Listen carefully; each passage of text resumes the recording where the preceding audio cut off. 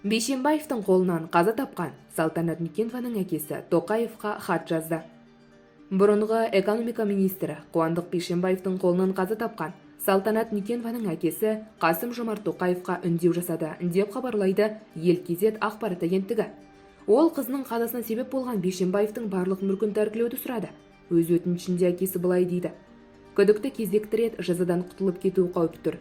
Өйткені олар ықпалды туыстарымен және қаржылық мүмкіндіктермен оны қорғап қалуға ынталы, деп атап өтті Салтанат Нүкенованың әкесі. Бұдан кейін хат авторы сыбайлас жемқорлық бойынша 10 жылға сотталған бұрынғы ұлттық экономика министрі 2 жылдан кейін шартты түрде мерзімінен бұрын босап шыққанын еске салады. Ол кінәсін мойындап қана қойған жоқ. Мемлекетке 1,2 миллиард теңге көлемінде залал өтеді. Бұған дейін Қуандық Бейшенбаевтың анасы Альмира Нұрлыбекова ұлына ақша бергенін мойындаған. Нұрлыбекова мұндай көлемдегі ақшаны миллиардтаған теңге және жалпы құны оны долларлық миллионерлер қатарына қосатын коммерциялық жылжымайтын мүлік объектілерін, көліктерді қайдан алды деп, мұның бәрі Бейшенбаевтың сыбайлас жемқорлыққа қаражатын пайдалана отырып алынған деп болжайды.